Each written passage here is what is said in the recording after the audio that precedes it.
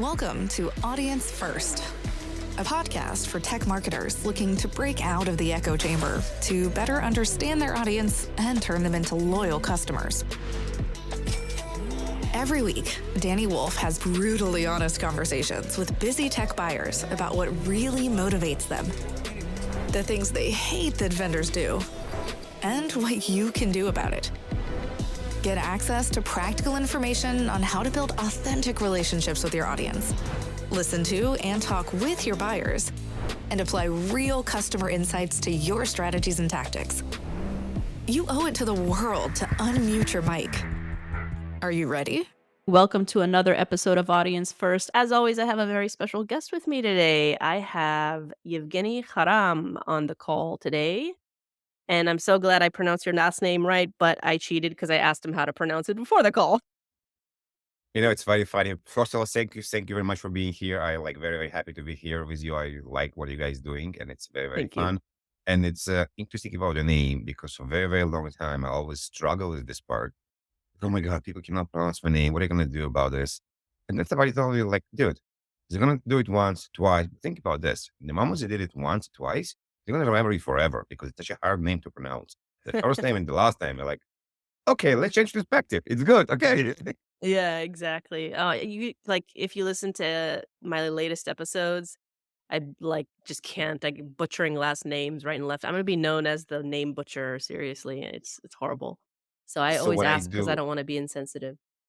Yeah, when I do moderation or when I do stuff like that, I usually just say the first name because same as you, I afraid I'm gonna mistake or do bad job on the last name. So like, hey, you gotta say the first name. People will understand who they are later on. Right. Okay. We're gonna get into the conversation. Tell me a little bit about yourself, Evgeny. Who are you? What do you do? And why the hell do you do it? Oh my God. Usually I say I'm a solution architect, but for the last 6 months, a year, a lot of stuff changed and I'm doing quite a lot. So I am a cybersecurity consultant and architect. I help companies with better solutioning, and we'll talk about this later. I basically consult how they can build a better cybersecurity program, how they choose better tools, how to adapt the tools to their needs. I consult to manage service providers and vendors and the customers like end users organization, but mainly VARs and MSSPs and vendors. I also have two podcasts, one called Security Architecture. You can see it on the logo with Dimitri Reitman, and one by myself called Cyber Inspiration. One is very technical. One is completely less technical about the story. I am a dad. I have three little kids and one older stepdaughter. I like extreme sports. We'll talk about this later on as well, from snow sports to water sports and then biking sports and you name it. I have a lot of energy most of the time and I like to go forward and do stuff and kind of put myself outside of my comfort zone and then figure out how I got there and what I do with this about it. I love it. I love it. And a lot of the guests that I meet seem to like to put themselves out of their comfort zones. This is why we get along because that's kind of my motto: get out of your comfort zone. But why? Like, what's your motivation for that? So there's several interesting things. Like there's this expression that life begins on the edge of the comfort zone. And I think it's a very interesting idea to put yourself somewhere when you need to accomplish. It's not man or woman. I think it's just depend on your mindset. It's different. You people used to say in the past that man wants to go and do stuff. I think it's wrong right now. Everybody just want to do stuff, want to do stuff. Mm, But it's this idea to push yourself to learn something new. And I also like to tell people that I think the idea right now, because the environment changed so much and changed so fast in general, not just us, that you need to learn to be comfortable where you're uncomfortable. And it's not something that you just flick a switch and you're there. Because every time you're going to get to a situation, this is new. Okay, I maybe can snowboard or bike. Can I dance? No, actually, I cannot dance. Okay. So dancing for me will be completely out of my comfort zone. I'm probably going to be very bad there, but it's something I want to do. I'm probably going to feel good if I accomplish this and learn this part. So the accomplishment, the learning, and the journey is very, very interesting. And I'm more switching myself to the idea of the journey because you can learn from the journey. You can learn from how you learn, how you accomplish. I love it. I love it. Now, I imagine that within the journey you experience or you come across challenges or things that you don't like within this industry. So, as Yevgeny today, what is the one thing that you hate most about this industry? The hype, the hype about something that people are trying to do with, it could be the vendors buy this, the sexy, the latest, the youngest, the ML, the AI, to the people that buying this. Oh my God, I'm not gonna go and do the basic stuff, but I'm gonna go buy to do something very, very sexy and creative. There's a nice, very good article a couple of weeks ago, but again, it was published on LinkedIn, but it's been done many years ago, about a Navy admiral that he was saying that if you want to accomplish stuff, you want to make your bed in the mornings, and the right away when you up, you accomplish something right away. And it's a very, very simple task to do. And the industry, we're going from a simple tasks to something very sexy and creative. And we don't want to focus on the simple things. It could be asset management as a simple things. It could be know the procedures. It could be the onboarding of people. And there's a simple tasks that may be boring, but are very, very important. And the entire LinkedIn, if you log in or Reddit or all the things, we have a lot of cool articles about what you can do. And we'll less spend time on the very boring stuff. Why do you think that is though? Let's kind of double click into that and what in your opinion is the cause of that hype and kind of misconception are there like what are the misconceptions that are causing that hype that I don't know, maybe I'm phrasing this well why Yeah, in instance? yeah. If you talk, and I think you spent quite a lot of time talking to very experienced CISOs for the last almost a year, Yep. they'll probably tell you that the boring stuff, the asset management, the procedures are the one that actually very, very important at the beginning to build the basics. Right. And the industry, it's just more interesting when you go to Facebook, when you go to Instagram, when you go to TikTok. You don't see boring people. You see people that are doing excitement stuff. They're putting fire in the air, hula hoops, and a Red Bull racing. So people see this in the social media day by day, and they kind of take this. We have to be sexy. We have to do something crazy. We have to do something that nobody did before to show this because they expect that people want to see this as well. And kind of like the idea of when Exonius presented their asset management solution 2 or 3 years ago on RSA, they say, "Oh my God, we are the Toyota Camry of cybersecurity industry. Like we're boring, but we get you there." And I'm not promoting anyone right now, but I think the idea was very, very correct. There's sometimes stuff we need to do. And it's back to what do you need? What you're trying to do? Not everything going to be related to you. Like you buying a car. If you need to take kids to soccer or you're going to work camping, you're not going to buy a Ferrari. Like there's no point. Even so, it's so cool. You're going to buy a minivan or maybe a big SUV. But if you just want to go racing and have rides across the beach, you're probably going to buy a Ferrari if you have this. Same here. We need to understand what you need in the industry, and this is kind of a big touching on the work I'm doing. Like, what is the need you need? Can you actually build a success criteria, a requirements criteria for your business before you buy, before you accomplish, before you go somewhere? Hmm. Versus, oh, you're gonna buy this because it's using the latest AI and ML because they're the pioneer on the environment because they built something new that nobody built before. Hmm. What, in your opinion, what are, and I'm going to split this question into two. Let's tackle it from the practitioner side and from the vendor side. Okay. Yeah. What, in your opinion, are some prescriptive steps that practitioners can take to be more methodical and smarter about the decisions they make so that they're not falling into that hype cycle, if you will? So a couple of things.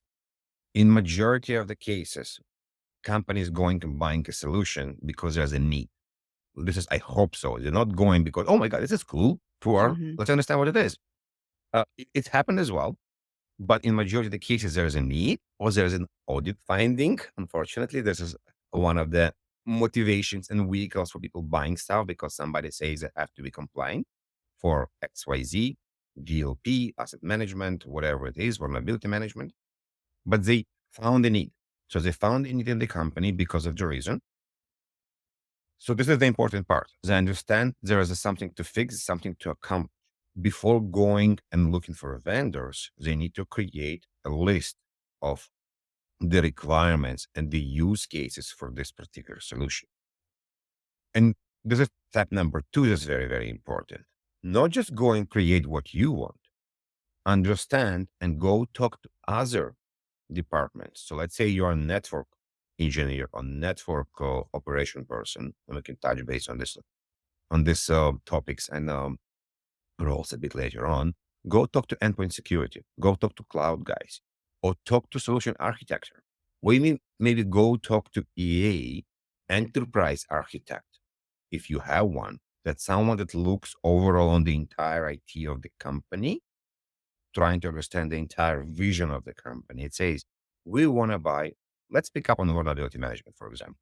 We want to buy a vulnerability management solution because we have a need in our infrastructure. Anybody else need this? Why would they need this? It may delay the time you're going to buy, and it may going to become it more convoluted, but we want the communication between the groups. It's also important, by the way. And then when we're creating the understanding and the requirements and the use cases, and we also ideally want to mark use cases between, this is really mandatory, like we need this for sure. And this is kind of nice to have. Then you're going to the vendor, or you're going to your local VAR, value added reseller. The value, the V is very important here. Not just somebody that want to push something because they have a very good partnership with the vendor. Mhm. You may talk into industry analysts, could be Gartner, Forrester. There's many of them, to get an idea what you need. And then they may recommend vendors. You may find vendors, and you start in the process of testing.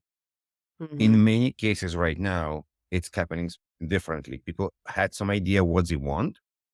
They found a cool vendor, cool because it was flashy with all the lights and Christmas. They started to test them. It took them 2, 3, 4, 5, 6 weeks to figure out.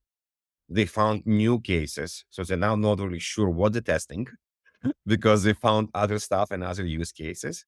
They're like, okay, we're going to test somebody else right now to check. And they're dragging this for 4, 5, 6 months. And when the management asked, hey, okay, so what are we going to buy and why? What were the recommendation? They don't really know because they Mhm. don't only remember the last one. They don't even remember what they did with the first one. Mhm. Not everyone. A lot of mature companies, we have a scoring card. They will do each of them. They'll figure out. They're not even going to start POCing.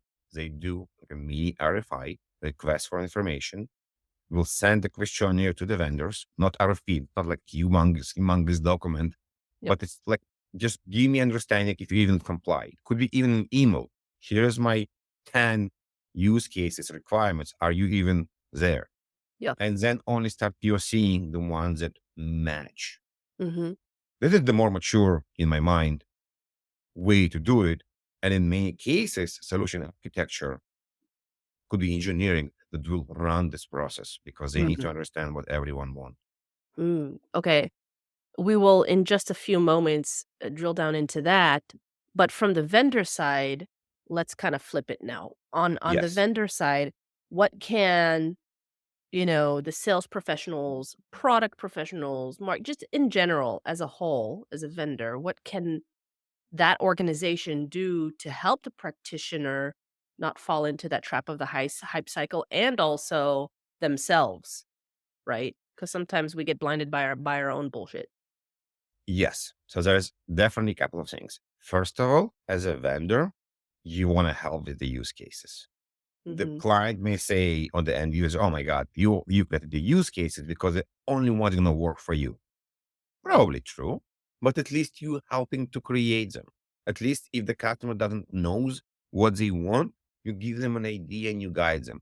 This is the last customers that got our solution. This is what they were testing. This is what they did. So just give them the idea, give them an Excel, these use cases. So you're moving them forward this. Now, so you guiding them across this path and you helping them. You're not just kind of trying to make quick. You want to make it sure that they understand what they want, they buy what they want, and they're happy with this. Because right now, majority of the vendors are cloud SaaS. There are no boxes, so you don't pay upfront millions. You pay monthly, quarterly, annual fee. It means Mm-hmm. that you not just want to sell a big deal, leave the company to somebody else. You want to sell a deal and make sure the customer is happy. So you're not just pushing it across the pond. You actually want to have the customer success. So this part. Mm-hmm. So touching basing with the customer, understand what they want, not even starting the POC before they know what they want. Because many vendors trying to start the POC as quick as possible because it's going to be a good check they have a POC. But you want to make sure, hey, Mr. Customers, let's understand you have all the use cases. Here's the important part. Would you have a project management for this POC? I know you guys are very, very busy. I know that you probably need to put down fires. Who will be the person that will actually hunt you between you and potentially other departments to make sure we do all this in a timely manner? So this is very important from the vendor to guide us and run this.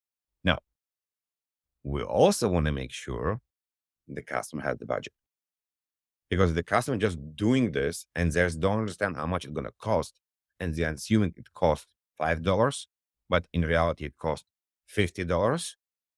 There's going to be a big gap between the understanding. And this is bring it back to what you and Dimitri is doing about how you dealing with vendors and CISOs, and how you understand risk and how you understand the return on investment.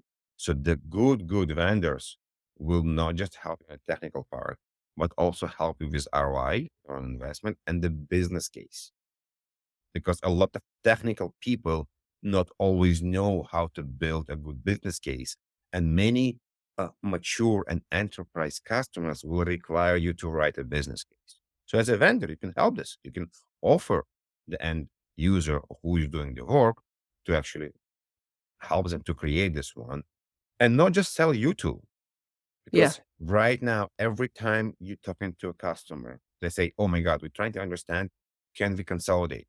So just not Mm-hmm. try you sell you tool, try to understand how this tool will interconnect and connect to other tools back to solution architecture. We want everybody to talk to each other in one way or another. But also, as the customer, we want to help you to consolidate. If you're going to put our tool in, let's understand what we can take out. So SSE, Secure Service Edge, is maybe one a very, very good example. Because if I put this in, I can remove the web gateway. I can remove DLP. I can remove potentially CASB. So there's many different things that you can do when you're building the business case on consolidation and ROI. I love that. I love that. Okay, we're getting into a lot of really great information here. I want to shift a little bit the conversation, which would tie into what we just discussed. But let's put your security solutions architect hat on. Okay, Mhm. the Evgeny of, I wouldn't say yesterday or yesteryear, but the Evgeny of past. That's been working as a solutions architect. As a solutions architect, what is your bleeding neck challenge? So let's define the different one, because first of all, I was working for a while. So I spent Mhm. 15 years. If people probably know Robert Herjavec, Yep. very, very cool guy in Shark Tank. The company merged a year ago, now it's called Sideris. So there's no more Herjavec and no more fish tech. It is now Sideris. But I was working for a while. So I was not working for end user. I was working for a while and leading the architecture department there. And my role was to work with customers, not just build for one customers. I will need to go from customer to customer, and we'll have multiple things to do. One is on the pre-sale side to help them to choose the right solution and make sure it will integrate with everything else. But in some cases, I'll stay with the customer, or the team will stay with the customer and guide them how to actually implement that and make sure it's working from here till there. Gotcha. Um, so it's a bit different, from just being on the customer side, because in the customer side, you're doing much more. The one challenge, though. Oh, the one challenge. Sorry, I didn't answer your question correctly. The one challenge was my personal challenge is, if I need to help a customer and going to be 7 vendors that will do very, very similar things, how do I choose the right one? Even so, they're very, very similar. And in some cases, it's probably going to be the biggest challenge because so many people in the industry, and I know that people in the industry right now, and then your friend comes, "Hey, Evgeniy, oh, blah, blah, blah is the best." And you're like, "Yeah, but I think the other solution is better for the customer." So how you tell a friend, "Sorry, dude, I cannot recommend what you guys do to a customer because I think somebody else will fit better." It was quite a big challenge because people expect that you're always going to sell their stuff because they're buddies. Yeah. I love that, and we talked about that, on Christopher Elliott's call, actually. He had a bad experience because, one of his buddies kinda duped him with costs, so that was ouch. Um, Yeah. alright, so take me back to the day we'll talk about, like, evaluating, right? Like, take me back to the day when you first decided to evaluate I don't know, let's plug in a product into that placeholder. Mhm. Tell me what happened. So I always evaluated stuff for myself or for the customers or with the customers. So you want to Mhm. understand like the process, what I did Yeah, like, or just what? the experience. What happened? Tell me what happened. So first of all, you get, okay, we want to buy what endpoint security. Okay, Mhm, great. So you understand, okay, what do you guys need? You're trying to get information. We spoke about the use cases. After you get this, then you're going to all the vendors and say, guys, I need to understand more about what you do. So you give them the RFI, some of the questions you pass the first part, and then you look for demo. Like, okay, show me the solution, show me how it's working. And it's interesting because you and me spoke, I believe, 2 weeks ago about the first call with the vendor and what do you mhm. expect and what you don't expect. And the vendor, I'll digress for a second and come back. And the vendor most of the time want to show you a demo. It's kind of funny because the engineer did a lot of work to create a demo because they Yeah, built a demo environment. The yeah. salesperson did a lot of work to create a PowerPoint. And we have this expression in the industry, please be very careful. Don't tell anyone your baby is ugly. So each of the person you're talking to has their own baby. So you jump on a call with the salesperson and the engineer. And in majority of the cases, one of the pros in the industry, the salesperson want to show you the PowerPoint that he spent building for the last 3 months. The engineer want to show the demo because he thinks it's phenomenal. And I don't disagree. But not a lot of time people ask, hey, again, what do you want? Hey, what is the best way to spend this half an hour? And it's very interesting because we're coming a bit about the soft skills part. If the salesperson, the engineer, going to ask the end user or who's it talking to, what is the best way to spend this half an hour, 45 minutes with you? We can do demo, we can do PowerPoint, and we can just talk about the architecture. A lot of the time, the people on the other end will tell them exactly what they want. And if they don't know what they want, then why we on this call? Because people need to know what they want and why they want to buy or understand the solution. Maybe not a very good qualified lead. And also people learn differently. People learn in a view, by touch, by different ways. And we need to respect this and help them understand how they want it. Coming Mhm, back to your question. So then I spend time to understand, actually look on the demo, ask questions, understand about architecture, understand about how they connect, understand about their security, how they actually build the solution, where it's going, who using this. And in some cases, when and tested some of the things, some myself, some people of the team, to build the view and my understanding. Then I created summaries for every solution, those that I tested and I looked, and we went back to the customer, presented them our findings, our recommendation. It was more about here's what we wrote, back to how you learn. You can read it, but let's talk about it as well. I also will give you my view, my summary, my impression of each solution. And based on this, we move forward to start testing with the customer as well. What happened on the customer side, um, that kinda triggered that first decision to evaluate? What why didn't you do it sooner? So there's a couple of things. One, the easiest one from them that's happening all the time is the current solution is need to be renewed. Uh-huh, 3 years past, 2 years, five, whatever it is, usually around 3 years. yeah. And now the management say, oh, we are not happy, could be, with what it does right now. We definitely don't like the price of the new solution. Or we want to check maybe there's something better because we grew up, we do new things. So this is usually the three things. but it's happened a lot of the time where the cycle of we're going to renew you in 6 months and 9 months, depending on the size of the company, and we want to check something else because of not happy with what we do or we have. Actually, interesting enough, in some cases, it's mind blowing, but it's happening a lot. People buy new solution, didn't even finish deploying the new solution, and they're already going to move to the new one because what they got promised didn't really work as expected. They spent 2 years putting it in, and like, okay, 3 years is going to pass. We're going to need to renew it. We're not going to even finish deploying. We're going to rip it off and put something else. And What sometimes it's happening and repeating every 3-4 years. Right. Oh my gosh. That I imagine that could be a nightmare, given Yes. the very high level overview you just listed on how you're evaluating the new solutions. But take me through what you did and thought about during the journey of finding and evaluating solutions. Let's take it back. We discussed evaluating, going through RFI, listing all the questions, but how did you stumble upon those solutions or products?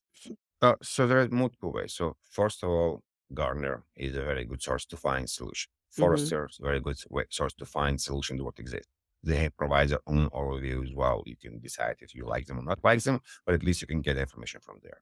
Right. Well, there's definitely internet. We have a lot of databases right now. There's multiple friends in the industry that they have their own databases. I have my own small database, but there's just Tenant, there is Mike, there is One Up company right now. There's many companies that have their own database. Mhm. They basically say, hey, this is the solutions in this area, endpoint security, cloud security, for example. There's also a lot of people that write like summaries about, hey, here's all the cool solutions in the cloud industry or the endpoint industry. So usually by searching on internet, if you don't know all the solutions, you will find them. Besides this, in many cases, you know who they are. But I'll probably say the first step for majority of us is going to be Gartner Magic Quadrant, if it exists. It's just there. Everybody Mhm. know about this. It's a Mhm. good start. And Yeah. you're going to at least find 10 solutions in the space if you don't know them. Yeah. Now, because you're in the industry, and I'm in the industry the last almost 20 years, I probably know majority of the solution that exist in majority of the space. Says now there's new spaces. For example, in security architecture, we're covering browser security, browser isolation. It's a brand new space. It didn't exist 2 years ago. Neither Island, Talon, Seraphic, Surf didn't even exist. So if you asked me 2 years ago, I couldn't tell you because the space was not there. The same as some of the cloud security spaces we have brand new that didn't exist a couple of years ago. So there's going to be no Gardener, in the beginning because just no magic quadrant about it. Same with ZTNA, the Zero Trust Network Access. There was VPN, for example. There was some kind of guide, but there was no magic quadrant. So it took time to figure out and find them. So different ways. Or you will be surprised, but in some cases, you can just post on LinkedIn. Guys, I'm looking for solutions in the area. And people from the network will respond, will help and guide with along the people that want to sell you as well. Definitely. Right, right. Yeah. You mentioned some new players in the market, some new verticals in the market. Are there any other market anomalies though that us as marketers, salespeople within the vendor space can learn from right now? Anomalies, you mean like Just new market spaces? anomalies, anything market anomalies in security. Can you define anomalies? Like new or people don't know about them? New or something that we don't know about or something that you find peak of I think, interest. yeah, browser security is definitely one of them. It's relatively new, and there's going to be a lot of changes in the space in my mind in the next 12 to 18 months. And by changes, Mhm. I mean going to be acquisitions by big companies buying the smaller one. Mhm. The cloud security, the SPM, the data one, the CNAP, there's going to be a lot of mergers there as well. There's quite a big of shift application security and AppSec. It's happening for the last year and a half, and it's going to continue to move because we want to Why is that? secure. Because of Log4j, because of many different attacks, and because people realize we want to have a more secure software we buy, and the only way to do it, it makes secure software from the beginning. So it means we're going all the way to the developer. When they Mhm. develop the software, it needs to be secure. So we want to push not just antivirus and firewalls to protect the regular infrastructure of the customer or the user, but also the development part of it. So if Mhm. I'm a company that doing a CRM software, Mhm. I need to protect my basically enterprise part of it. So this how you, so let's say if you work in this company, we have an antivirus, we have a firewall, we have URL filtering, we have many different things. But if you and me are developers, so we are part of something else. Whatever you and me are developing, we want to be secure as well, because later on somebody's going to use it. And we Right. find vulnerabilities all the time in existing software. So if you can protect this software, it will be better. Also, Mhm. this entire idea of shift left and cloud stuff moves very, very fast. 10 years ago, you want to update on your Adobe, it will happen every 6 months or a year. Right now, people basically updating the software they have in a cloud could be once a day, could be several times a day. So it moves very, very fast. It means when you're moving fast, you can also introduce problems very, very fast as Mhm. well. Mhm. All right.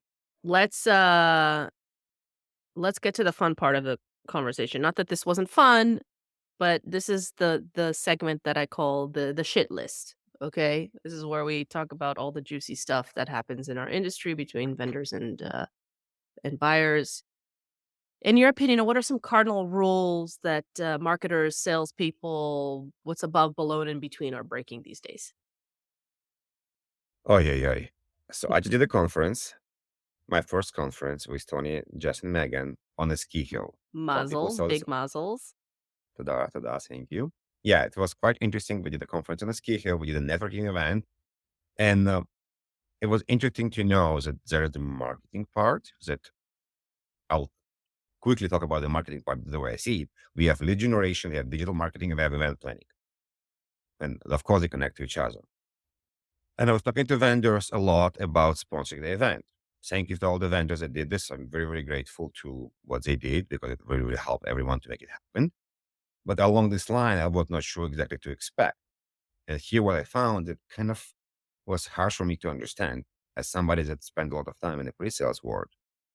When you call a customer, you want to make sure the customer want to buy or at least interested in the solution. Now, from calling the customer to actually know the customer wants something, there's a very, very big trail or space. In majority of the cases, you're going to a show, you're going to a conference, you're going to a trade show, and you're going to a booth and you're talking to someone. And when you're going to a trade show, they know you're going there. So by the idea, if I just went to a trade show that everybody in the trade show can email me about the product, probably a bad idea because I just went there. Doesn't mean I want to buy every solution in the trade show.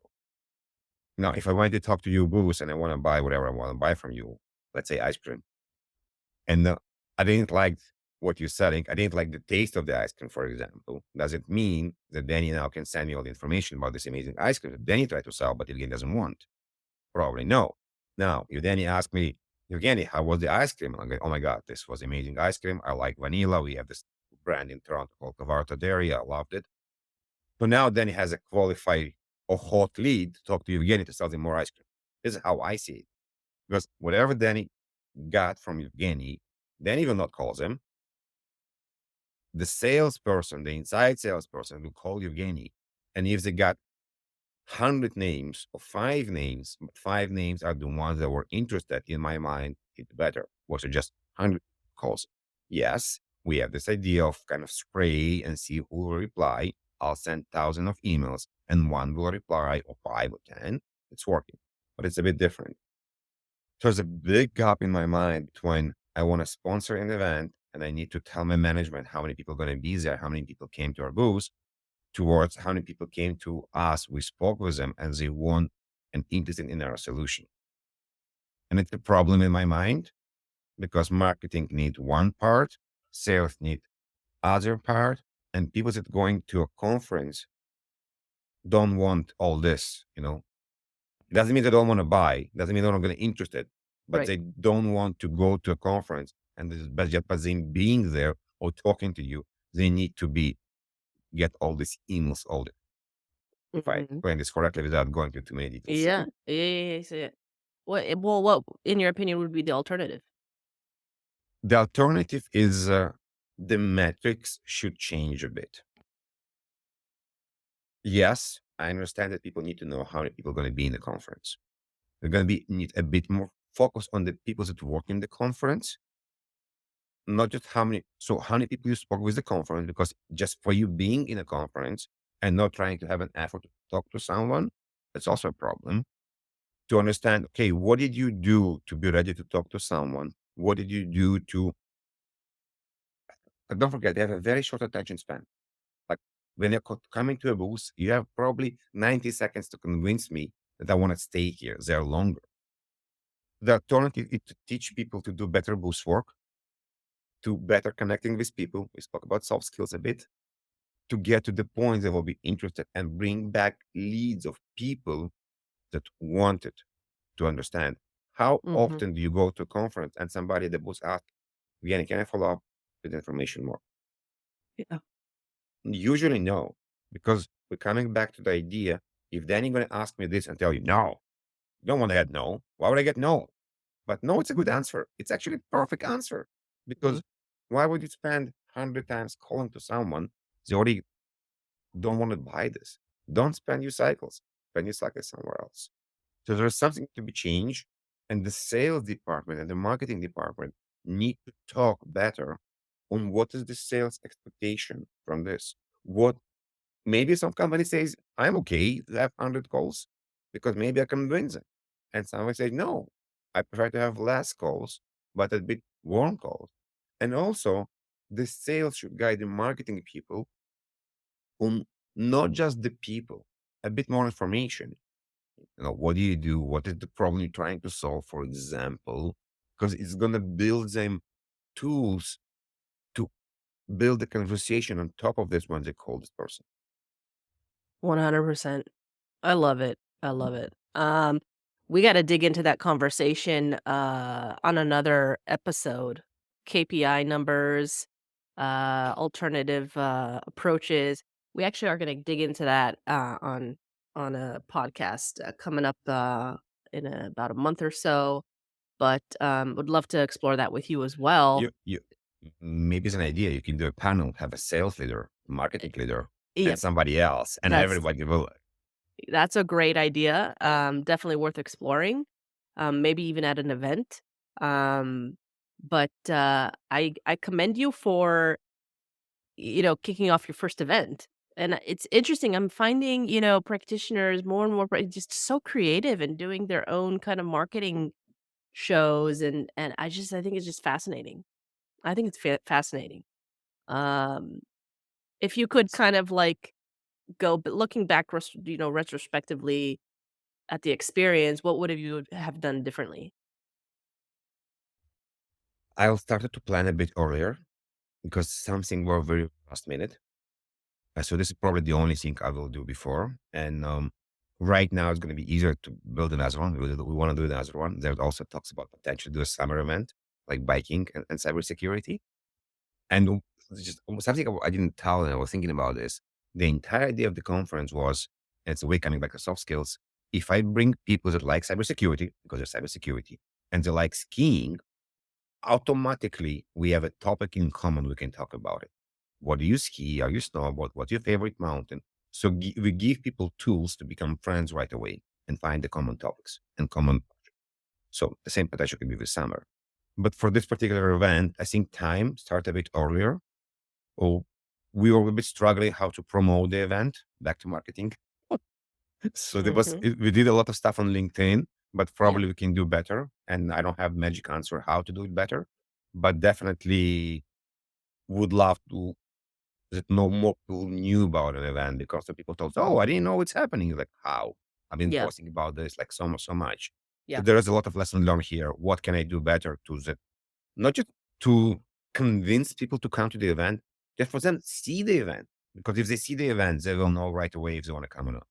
Yeah. I love it. Well, it looked like it was a great success. I saw those photographs. I would love to come next year if you're gonna do it again. I haven't been snowboarding, since I was 16, so it's been a while. We had lessons, we had rent, so we had help people. There was brand new skiers there as well. So there was everybody, the levels in it. I love it. Well, I mean, bravo to you again. Let me know how I can help as always. Happy to help, for that next event. And if it's in the summer, maybe I'll come over. It'll be a lot of fun. All right, we're heading to that end of the session. Evgeny, if there's one thing that you would like to impart on the audience, now's the time. What would you like to say? So first of all, thank you very much for the audience. I know it's not easy to choose between so many different shows to listen and watch. So grateful you're listening for this show. One part that I would like to ask the audience, because I think people that are doing the creative work understand this and it's needed for them. If you're listening to any of the shows, this show, different show, doesn't matter which show, spend another minute, comment, like, provide feedback, even if it's a bad feedback, tell that Danny, we don't like the purple screen behind you. Tell Evgeny, we don't like the back screen, whatever it is, provide feedback, even like nice feedback, be nice, but provide the feedback to us. It's kind of good to understand if you're on the right path or not on the right path. I love that. I appreciate that comment so much. Without feedback, we can't get better. So thank you for saying that. I will ask you, what could I have done better on this call? I love the way you navigated the topics. It was very easy conversation, and this was good. So I think we had a bit of a problem because we knew there's so much we want to cover, Yeah, but we yeah. covered a bit everything from everything. So it was good. And I like the conversation. I like the idea of free flow. I think a lot of the scripted conversation are hard to follow.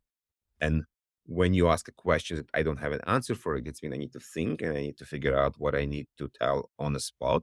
And I'm probably going to come up with the stuff that are actually dear to my heart and not something I was thinking about this for months to prepare for the show. So Yeah. Cool. was I quite good. appreciate that. Appreciate that so much. Evgeny, you're always welcome to the show. I know we are not going to be strangers. We're never strangers with our guests on Audience First. So thank you again for coming on, and good luck with the shows yourself. I know that you have two pods going on. So good luck with that. Thank you. Toda raba. Alrighty. This has Awesome. been another episode of Audience First. Thanks again. Thanks for tuning in to this episode of Audience First. If you like what you've heard, feel free to follow or subscribe to Audience First on Apple, Spotify, or any of your favorite podcast streamers.